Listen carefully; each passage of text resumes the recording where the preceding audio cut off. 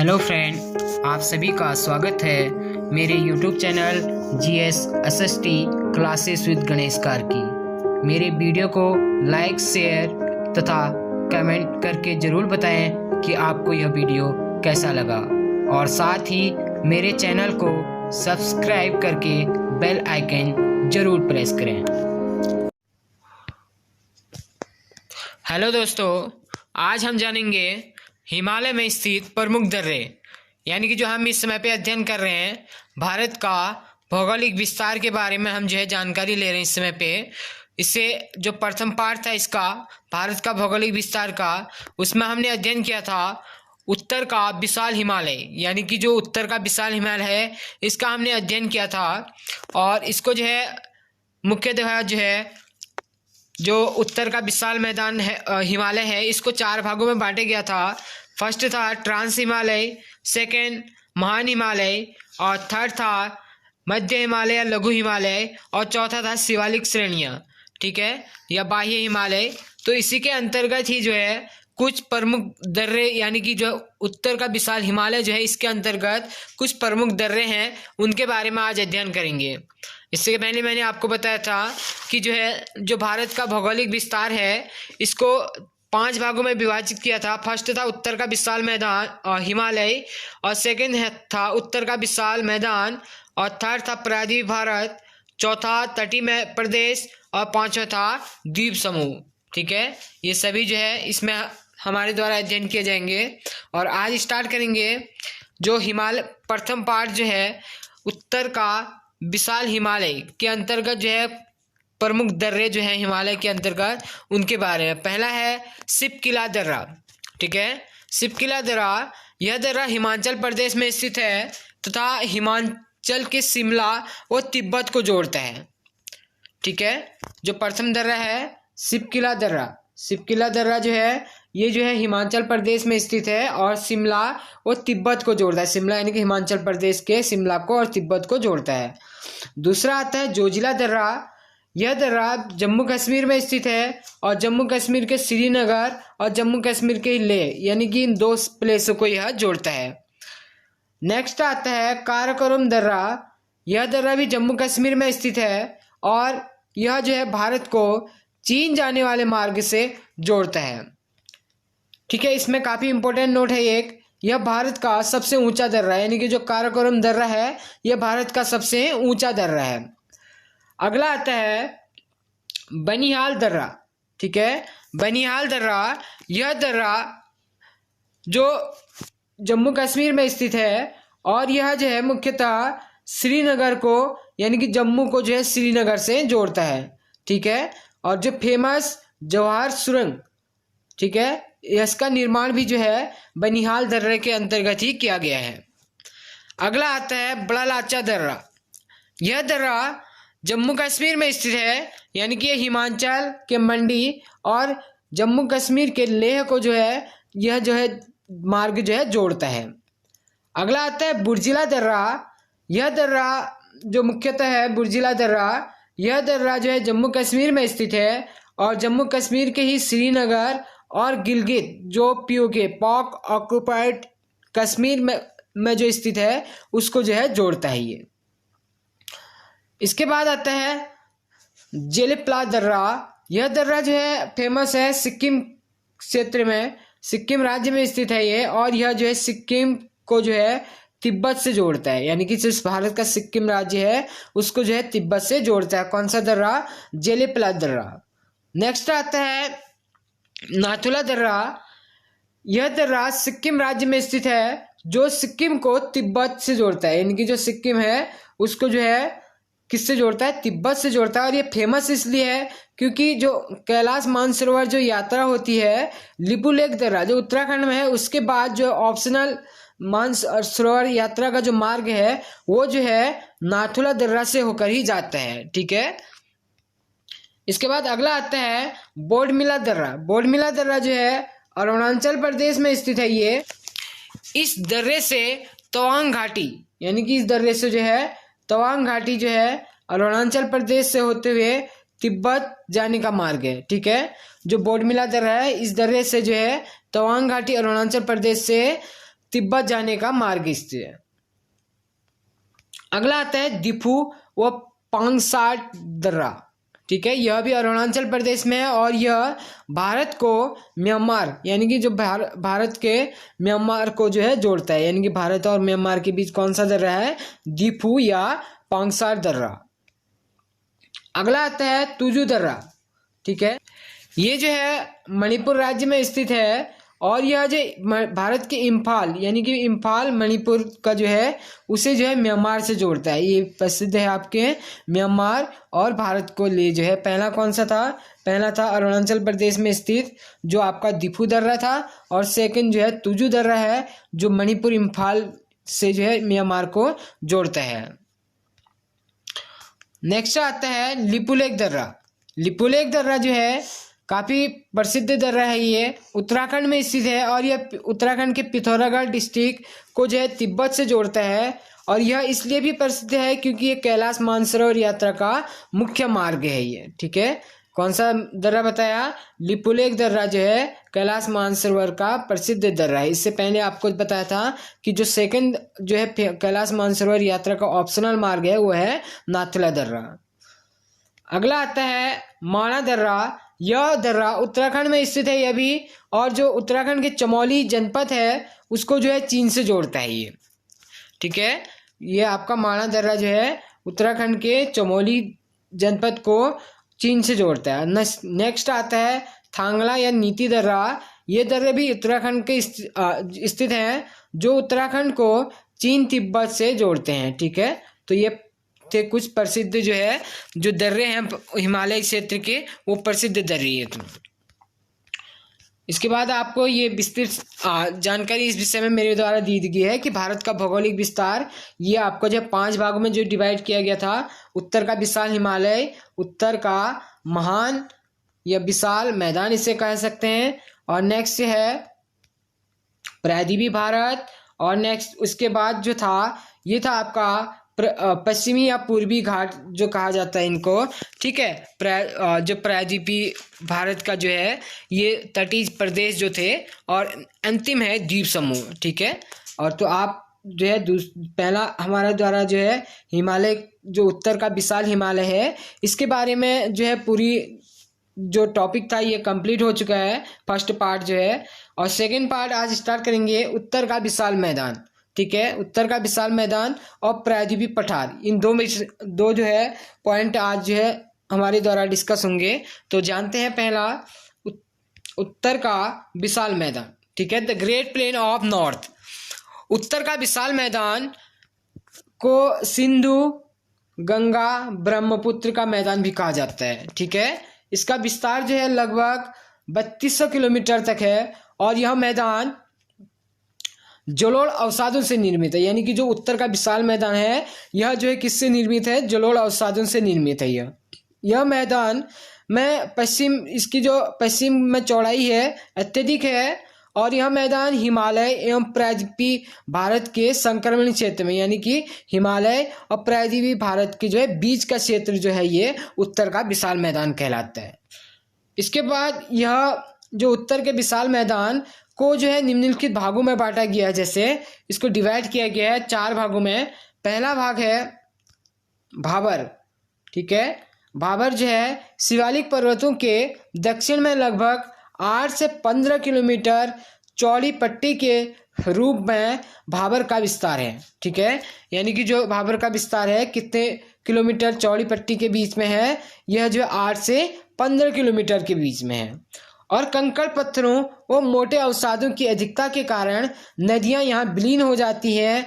यहाँ लंबी जड़ों वाले वृक्ष पाए जाते हैं। जो कंकड़ पत्थर अधिक बड़े होने के कारण जो नदियां होती हैं वो नीचे विलीन हो जाती है, यानी कि नीचे जो है धरातल के काफ़ी नीचे चले जाती है अवसादों के। तो इस कारण यहाँ जो है जो पेड़ पाए जाते हैं, पानी की गहराई यानी कि अधिक गहराई होने के कारण जो है पेड़ की जो जड़ें होती हैं वो लंबी होती हैं। ठीक है, इसलिए लंबे जड़ों वाले वृक्ष यहाँ पे पाए जाते हैं। ठीक है, तो ये था भाबर। और नेक्स्ट आपका है सेकेंड तराई, लॉलैंड इसे कहे जाते हैं। यह भारत के दक्षिण में विलुप्त नदियाँ पुनः सतह पर प्रकट हो जाती हैं, कि जो यहाँ पे जो अवसाद थे, जो बड़े बड़े जो है कंकड़ पत्थर थे, वो कम हो जाते हैं, जिस कारण जो है नदियाँ जो है कुछ धरातली क्षेत्र में जो है इसमें दिखाई देने लगती है। अत्यधिक आर्द्रता के कारण यह प्रायः दलदली क्षेत्र होते हैं, इसलिए इन्हें क्या कहा जाता है, तराई कहा जाता है। इस क्षेत्र में जो वर्षा रहती है वो अत्यधिक रहती है, ठीक है। जो वर्षा अत्यधिक होने के कारण यहाँ जो वनस्पति होती है वो क्या होती है, घनी हो जाती हैं, और इसके साथ ही यहाँ पे जो है अत्यधिक उपजाऊ प्रदेश भी इसे कहा जाता है, जो तराई क्षेत्र होता है। यहाँ पे जो चौड़ाई है इसकी लगभग 20 से 30 किलोमीटर तक इसकी चौड़ाई है, और यहाँ पर 45 तोड़ कुएं के दिखता है। यानी काफ़ी बार ये क्वेश्चन पूछा जाता है कि 45 तोड़ कुएं जो है किस क्षेत्र में अधिकतम पाए जाते हैं, तो ये पाया जाता है हमारा तराई क्षेत्र में, ठीक है। तो तराई क्षेत्र में जो है 45 तोड़ कुएं जो है अधिकतम पाए जाते हैं। नेक्स्ट आता है थर्ड पार्ट, बांगर प्रदेश। यानी कि बांगर प्रदेश, यहाँ मैदानी भागों में उच्च भाग होते हैं जहाँ सामान्यतः बाढ़ का पानी नहीं पहुँच पाता है, ठीक है। जैसे मेरे द्वारा इसमें जो है एक विस्तृत आपको बताया गया, छोटा एक जो है मैपिंग करके, ये है आपका, जैसे ये डिवाइड किया है। पहला जो है सबसे निचला जो धरातल होता है नदी का 5 सेंटीमीटर तक, उसके बाद खादर यानी कि जो नए मैदान जो बनते हैं और 35 सेंटीमीटर तक, उसके बाद उसके ऊपर जो होता है वो होता है बांगर यानी कि पुराने मैदान, और 45 तोड़ कुएं जो है इसके बाद 150 सेंटीमीटर 100 से 150 सेंटीमीटर तक, और उसके ऊपर जो रहता है ये आपका ये मोटे जो अवसाद होते हैं, कंकड़ पत्थर भी मैंने आपको बताया था, तो वो रहते हैं। और ये ऊपर जो शिवालिक पर्वत हैं, यहाँ से जो नदियाँ निकलती हैं, इनके द्वारा जो नदियों द्वारा जो है कंकड़ पत्थर लाए जाते हैं, ये जो है कहाँ पे, ये 45 तोड़ कुएं के ऊपरी परत में जो है पाए जाते हैं, ठीक है। और इसके बाद जो है, जो इससे पहले हमने जाना था कि जो बांगर प्रदेश है यह मैदानी भागों के उच्च भाग होते हैं, जो सामान्यतः बाढ़ का पानी नहीं पहुंच पाता जहाँ पे, ठीक है। और पुराने जलोढ़ों से इसका निर्माण होता है, और कृषि की दृष्टि से यह प्रदेश भी काफ़ी उपजाऊ होता है, और यहाँ बाढ़ से प्रभावित नहीं होते, क्योंकि ये क्षेत्र जो बाढ़ से कम प्रभावित होते हैं, तो इसलिए यहाँ पे क्या होता है कि उपजाऊ जो है क्षेत्र जो है ज़्यादा मिलता है। और अंतिम आता है खादर। खादर जो होता है यह नवीनतम जलोढ़ से निर्मित होता है, जो नई नई मिट्टी या मृदा आती है उससे ये मैदानों का जो है निर्माण होता है। और यहाँ प्रत्येक वर्ष, यानी कि जो मैंने अभी बताया था कि प्रत्येक वर्ष जो है बाढ़ उर्वरक मिट्टी लेकर आती है, नई नई जो मिट्टी लेकर आती है, अतः यह प्रदेश कछारी प्रदेश या बाढ़ का मैदान भी कहलाता है। और अधिकतम जो है डेल्टा के रूप में इसे भी जाना जाता है। ये जो खादर क्षेत्र है इसे जो है डेल्टा क्षेत्र के रूप में भी जाना जाता है, ठीक है। तो ये था हमारा जो उत्तर का विशाल मैदान के बारे में। नेक्स्ट इसका जो है थर्ड पार्ट, जो पहला पार्ट था वो था उत्तर का विशाल हिमालय, सेकंड पार्ट था उत्तर का विशाल मैदान। अब थर्ड पार्ट आता है प्रायद्वीपीय भारत, ठीक है। प्रायद्वीपीय भारत का अध्ययन करते हैं। प्रायद्वीपीय भारत यानी कि द पेनिसुलर इंडिया, प्रायद्वीपीय भारत प्राचीन गोंडवाना लैंड की भूमि का एक भाग है, ठीक है। जो प्राचीन जो गोंडवाना लैंड था उसका जो है एक भाग, कौन सा, प्रायद्वीपीय भारत। यह आकार में त्रिभुजाकार है, यानी कि जो इसका आकार है वो ट्रायंगल आकार में है इसका, ठीक है। इस आकार में जो है, क्योंकि इसका विस्तार जो है बीच में आपका जो रहता है, जैसे आपका जो है जो तटीय क्षेत्र हैं और जो उत्तर का विशाल मैदान है, इसके बीच में इसका क्षेत्र है ट्रायंगल आकार का। और इसकी औसत जो ऊंचाई होती है 600 से 900 मीटर तक की होती है इसकी ऊंचाई, जिसमें जो है कुछ प्रमुख फेमस पहाड़ियाँ आती हैं, जैसे अरावली हो गया, आपका सतपुड़ा हो गया, राजमहल, मेघालय की पहाड़ियाँ आदि इसकी ऊपरी सीमा में स्थित है। यानी कि जो प्रायद्वीपीय भारत है इसकी ऊपरी सीमा में ये जो पर्वत श्रेणियाँ हैं प्रमुख हैं, ठीक है। और इसके बाद जो है ये प्रायद्वीपीय भारत का ढाल जो है उत्तर एवं पूर्व की ओर है, यानी कि जो प्रायद्वीपीय भारत का जो ढाल है वो किस तरफ है, उत्तर पूर्व की तरफ है, ठीक है। जैसे एग्जाम्पल के तौर पे देख सकते हैं, काफ़ी इंपॉर्टेंट नोट है कि सोन नदी, चंबल नदी और दामोदर नदी वो जो अन्य इसके साथ जो सहायक नदियाँ हैं वो उनका जो है जो ढलान है वो कहाँ पे है, उत्तर की ओर है, ठीक है। जैसे ये काफ़ी नदियाँ सोन, चंबल, ये दामोदर, ये नदियाँ किसकी सहायक नदी है, गंगा की सहायक नदी है। तो इनका जो दिशा है यानी कि जो ढलान है इसका, ये जो किस तरफ है, उत्तर की तरफ है, ठीक है, तथा दक्षिण में महानदी गोदावरी नदी, कृष्णा नदी और कावेरी नदी आदि नदियों का जो ढाल है वो कहाँ पे है, पूरब की ओर गिरती हैं नदियाँ। ठीक है, ये ऊपर की नदियाँ जो है उत्तर की ओर और ये जो है पूरब की ओर गिरती हैं। प्रायद्वीपीय पठार में कुछ प्रसिद्ध जो है पठार हैं, जैसे बुंदेलखंड का पठार, बघेलखंड का पठार, मालवा का पठार और दंडकारण्य का पठार। ये सभी आंध्र प्रदेश छत्तीसगढ़ के क्षेत्र में ये जो है विस्तारित है। और रायलसीमा का जो पठार है कर्नाटक तेलंगाना क्षेत्र में विस्तारित है। और इसी के साथ ही जो है छोटा नागपुर का पठार तथा हजारीबाग का पठार, ये जो फेमस पठार हैं कुछ, ये रायलसीमा का पठार, छोटा नागपुर का पठार और हजारीबाग का पठार, ये जो है झारखंड में स्थित है। ठीक है, झारखंड राज्य के कुछ भाग हैं ये। इसके बाद जो अगला पॉइंट है कि अरावली श्रेणियां प्री कैम्ब्रियन काल की चट्टानों से निर्मित है। अरावली श्रेणियां हैं किस काल की चट्टानों से निर्मित, यानी कि प्री कैम्ब्रियन काल की चट्टानों से निर्मित है। ठीक है, यह श्रृंखला के रूप में गुजरात से लेकर दिल्ली तक विस्तार है। इनका जो विस्तार है इन चट्टानों का, अरावली श्रेणी का जो विस्तार है ये कहाँ तक है, गुजरात से लेकर दिल्ली तक इसका विस्तार है। जो अरावली की सर्वाधिक ऊंची चोटी है माउंट आबू। ठीक है, माउंट आबू कहाँ पे पड़ता है, ये आपका जो माउंट आबू पड़ता है राजस्थान में। और इसका जो है प्रमुख जो सबसे ऊंचा शिखर है वो कौन सा है, गुरु शिखर, जिसकी ऊंचाई कितनी है, 1722 मीटर इसकी ऊंचाई है। नेक्स्ट आता है ब्लॉक पर्वत, यानी कि सतपुड़ा जो है क्या है, एक ब्लॉक पर्वत का उदाहरण है। इसके दोनों ओर नर्मदा और ताप्ती की भ्रंश घाटियां हैं। ठीक है, नर्मदा और ताप्ती की भ्रंश घाटियां कहाँ पे है, ये सतपुड़ा रेंज में है ये सारी। ठीक है, सतपुड़ा की सबसे ऊंची चोटी जो है महादेव जो पहाड़ी है उसकी पंचमढ़ी, उसके नज़दीक जो है एक पंचमढ़ी नगर है, उसके निकट जो है धूपगढ़ जो है सतपुड़ा जो पहाड़ी है उसकी सबसे ऊंची चोटी है। ठीक है, इसकी ऊंचाई है 1350 मीटर की। और जो नेक्स्ट है मैकाल पहाड़ी, इसकी सर्वाधिक ऊंचा जो शिखर है वो है अमरकंटक। और यहीं से जो है सोन नदी और नर्मदा नदी का उद्गम होता है। कहाँ से, मैकाल पहाड़ी में जो स्थित है अमरकंटक, यहाँ से जो है किस नदी का, सोन नदी और नर्मदा नदी का क्या उद्गम है। जैसे इसको जो है जो इसके माध्यम से जो तटीय प्रदेश यानी कि जो प्रायद्वीपीय भारत जो क्षेत्र है इसको जो है दो भागों में बांटा गया। प्रथम जो है पश्चिमी घाट और पूर्वी घाट।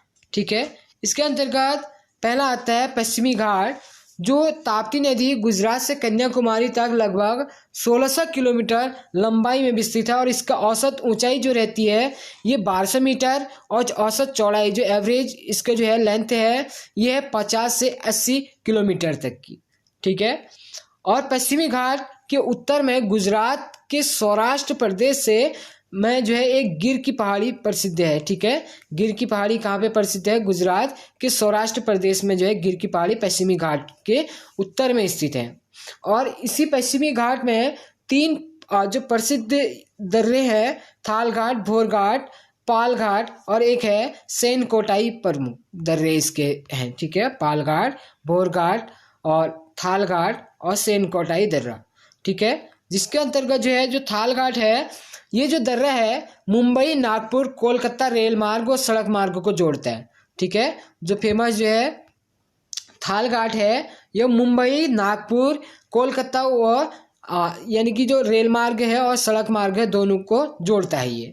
नेक्स्ट आता है भोर घाट, यह दर्रा मुंबई, पुणे, बेलगांव और चेन्नई, ये जो लाइन है पूरी इसको जो है रेल मार्ग तथा सड़क मार्ग को जोड़ता है ये। थर्ड आता है पाल घाट, यह दर्रा जो है नीलगिरी व अन्नामलाई श्रेणियों के बीच है।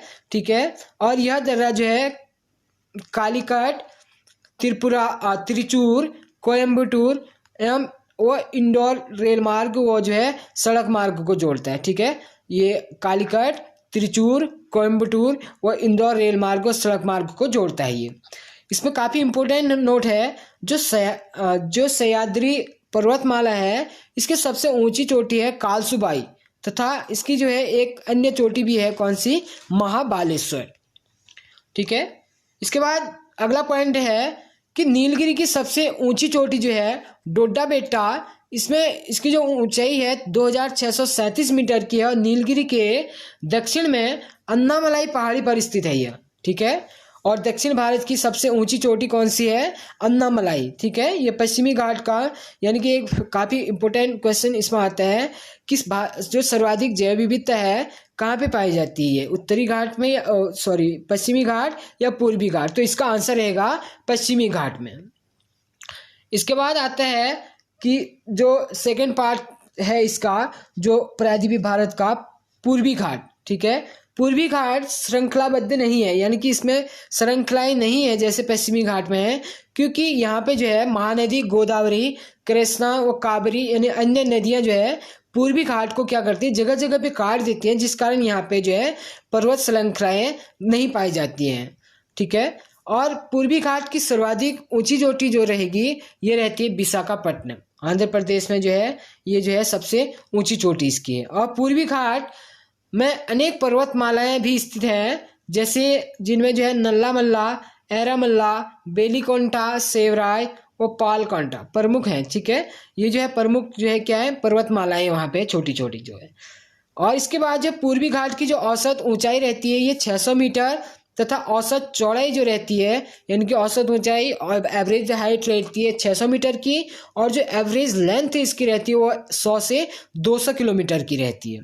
और पूर्वी घाट में जो बारिश होती है वो हमेशा ही कौन सी, लौटते हुए मानसून से होती है। जो इस यहाँ की वार्षिक वर्षा की जो औसत है वो है आपकी 70 से 50 सेंटीमीटर के मध्य।